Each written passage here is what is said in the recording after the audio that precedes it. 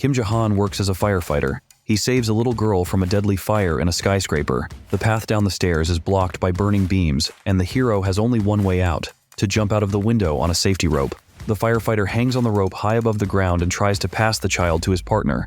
But a small spark of fire deprives the last chances of salvation. Kim, with the girl in his arms, falls down and crashes into the asphalt. His life flashes before his eyes at that moment.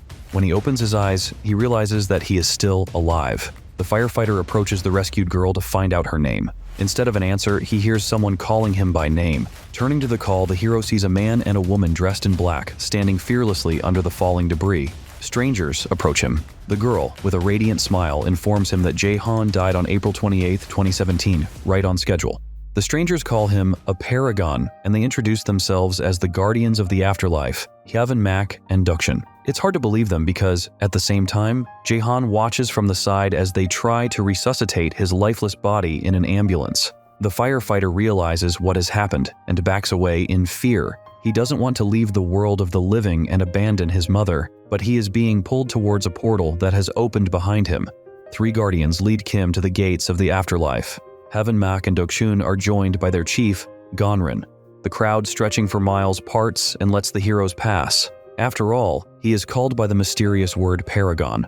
The fiery inscription above the gates confirms the status of his noble soul. Jae-han has a privilege. He can be reborn on Earth very quickly, in just 49 days. Together with the 3 guardians, he passes through the gates and enters the underworld. Here, his soul awaits 7 trials for treason, harm, disrespect, murder, idleness, class hatred, and happiness. In the first trial, Jae-han is accused of murder. The heroes stand before the judge and the prosecutors, and beneath his feet, hell appears. From there, the agonizing cries of the guilty are heard. He could end up among them, having left his partner in the fire to perish. For the prosecutors, this is direct evidence of guilt, but Gonrim reveals the truth to the judge about why the firefighter actually did it. His partner was pinned down, and there were still people alive in the building that could be saved. Jae-han intended to go back for his comrade, but didn't have a chance. He had only pulled 8 people from the fire when an explosion rang out. The karmic mirror shows that it is the unvarnished truth. The god of murder renders an acquittal verdict for the defendant. The paragon and his defenders cross the river of idleness, where the next trial takes place. Dukshin previews the defendant's idle sins in advance and finds that there is nothing to accuse him of. His life was hard, and when he remembers it, the paragon doesn't want to be reincarnated at all. He doesn't understand why the Reapers want it more than he does. It turns out to be a promise from Yumra, the king of the afterlife. If the Reapers help 49 souls be reborn over a century, they will also get the same opportunity. Kim Jae-han is the 48th on their count. In the trial before the goddess of idleness, the truth about the paragon's difficult life is revealed. At times he behaved oddly, but it helped him endure the daily hardships. Jae-han worked as a firefighter, delivered vegetables, washed floors in a sauna, worked as a waiter and a taxi driver to earn money for his mother and to pay for his younger brother's legal education. He only breathed freely for the first time after death.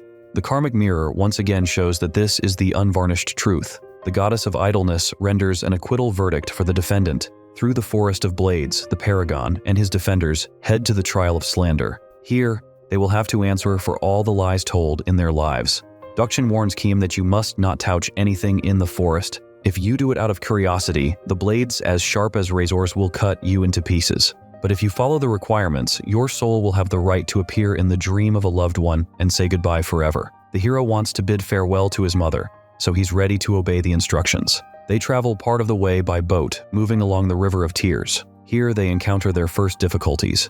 Time in the afterlife speeds up, and the Reapers might not make it to escort the paragon through the 7 trials in 49 days. In addition, ghouls, hellish monsters seeking to kill them, pursue the boat. The reason is a vengeful spirit from the world of the living. One of Jae-han's relatives died in resentment and remained on Earth to seek revenge, and Kim is worried that it was his mother. To restore the flow of time in the afterlife, Ganrim goes to the Earth to find the vengeful spirit. In the world of the living, he visits Kim's home and finds out that his younger brother Soo-hyung died. To destroy the vengeful spirit, it is necessary to find and burn his body. Knowing this, Soo-hyung doesn't obey and hides from his pursuer. Gonrim has only one option left, to find out for himself where the grave is. He goes to the military unit where Soo-hyung served, and where there are rumors that the guy deserted. Meanwhile, in the court of slander in the underworld, the trial begins. Jahan is accused of writing a letter to the daughter of a deceased firefighter in his name and promising that he will return.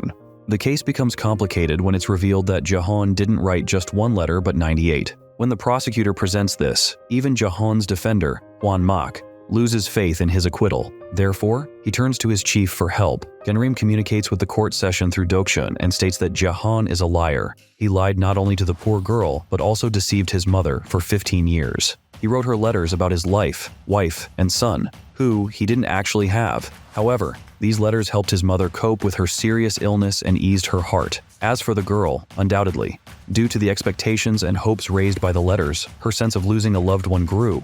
But thanks to this, she grew up very strong in the human world. The Karma Mirror shows that this is the unvarnished truth. The goddess of slander renders an acquittal verdict for the defendant.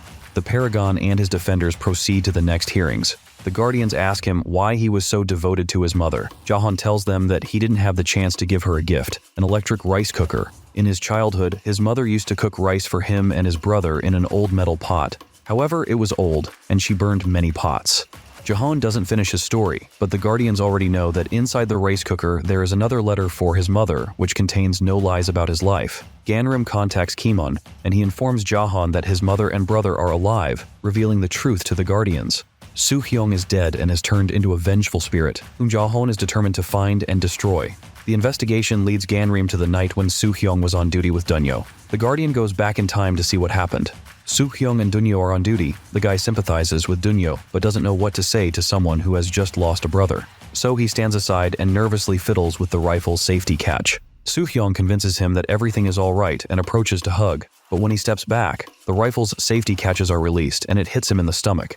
Angry, Dunyo wants to remove the weapon, but instead he accidentally presses the trigger. The paragon and his defenders are walking in the icy gorge. This path leads to the trial for disgrace. It's a procedure for those who committed unjust actions, which a noble soul like the Paragons isn't capable of. That's why they won't judge Jahan there. The travelers talk casually when the gorge behind them starts to collapse. They jump onto a funicular just before the icy avalanche falls into the abyss. The lieutenant arrives at the scene. He fails to resuscitate Soo-hyung, so he picks up the spent cartridge case from the ground and hides it in his pocket. Then he orders Dunyo to wash away the blood. In the next month, the officer gets promoted, so he decides to bury the body and hide the traces of the crime. He doesn't notice that Soo-hyung is still alive. The lieutenant and Dunyo carry the body into the woods and dig a grave. The young man doesn't want to commit the crime and drops the shovel, but the lieutenant forces him to finish the job. The paragon and his defenders ride the funicular on a cable car. Jahan remembers that his brother used to dream about it in his childhood. Dokchun says that he's envious. Simple guardians don't remember their past lives and how they died. Hwan Mak gets angry that the girl revealed so much. In response, he tells Jahan that his brother will never even make it to this cable car in the underworld, because he's the vengeful spirit and it's causing disturbances in the afterlife. But Ganrim will stop this, find him, and destroy him. At that moment, the cable car cabin breaks free from its loops and flips over. The guardians hang over the abyss in danger, and Jahan saves them using a rope and firefighting equipment. Now, he's determined differently. Since his brother is dead and his mother is left alone, he's obligated to undergo trials to be reborn. The lieutenant writes a discharge order for the private and gives him money. Meanwhile, in the military unit, the vengeful spirit of Soo-hyung roams, and Ganrim follows his trail. The paragon with his defenders walk on the heavenly bridge. This road leads to the trial for betrayal. Souls who betrayed their faith are judged there. However, since Jahan was a righteous person in his life, he easily passes through these lands. Ganrim finds the vengeful spirit in a nightclub when he tries to drop a disco ball on his killer. Soo-hyung hides through space, time, and portals. But the experienced fighter, Ganrim, catches him in a trap. The guardian implores Soo-hyung to forget about his useless anger and the place that destroys two worlds. Then Ganrim will protect him, and Soo-hyung will be able to be reborn. Ganrim implores him to remember his deceased older brother, who is in danger because of him. These words have no effect. Soo-hyung has no concern for a brother who hasn't been home for 15 years, and he himself was buried alive, suffocating and dying in the grave, calling for help, but no one came. On that day, his trust in this world was buried with him, and revenge cannot be stopped. The raging inner fury sweeps through the city, plunging the metropolis into darkness. Drunk after his discharge, Dunyo decides that he won't hide the crime. First, he goes to the lieutenant and says that he will tell everything, and then he goes to Soo-hyung's mother's house and leaves a map with a mark indicating where her son's grave is. The paragon and his defenders approach the abyss of void. It's the dominion of the god of harm. The punishment here directly depends on the severity of the crime. Hwan Mak pushes Jahan and he falls into the abyss. The only way to get to a session here is like this. Private Dunyo is in despair and is about to hang himself. He puts a noose around his neck, pushes off from the railing, but Ganrim sees it. Monitoring Dunyo justifies the expectation. Soo-hyung appears. He asks the guardian to save the boy. Then he will stop seeking vengeance and go to the afterlife. Intervening in the events of the living world is forbidden for the guardian, but he is kind and rescues Dunyo from death, breaking the rule. Because of this interference in the afterlife, the balance is disrupted again, just at the moment when the Paragon and his defenders are flying between the hanging stones in the air, which can now crush them. The shaking stops, and Hwan Mak prepares to face the trial as a defendant, but Dokchan tells him that there is a victim in this trial. Kim is accused of brutally beating his younger brother. He stands before the court, and the stone figures remind him of the past. At that time, his brother suffered from malnutrition, and the prosecutors consider the crime particularly heinous. The hero remembers that day. He was beating his brother while their sick mother slept on the floor in the same room. After that night, they never spoke again because Jaehoon ran away in the morning. Since the perpetrator didn't receive forgiveness from the victim, the judge declares him guilty and prepares to send him to hell. Hwan Mak seeks help from Ganrim. He is currently with Soo-hyung at the grave and orders to request a joint trial. The two brothers see each other. This time, if the defendant is found guilty, he will receive double punishment. Horogun and the defenders enter an endless desert. On its territory, a ceremony of veneration begins. This is where Jaehoon will have to go through the common court of the king of the afterlife. Meanwhile, Ganrim accompanies Soo-hyung on the road to the afterlife. It is necessary to restore the body and visit the places where he lived 3 times. Soo-hyung tells the guard about the night when his brother beat him. This happened because he woke up and saw Kim hanging over their mother's head with a pillow, attempting to suffocate her. The same thing Hwan Mak and Dokchan discuss with Kim himself. Horogun tells them that he wanted to kill not only his mother but also his brother and himself. His mother was ill, they were poor, and there was no hope for a better life.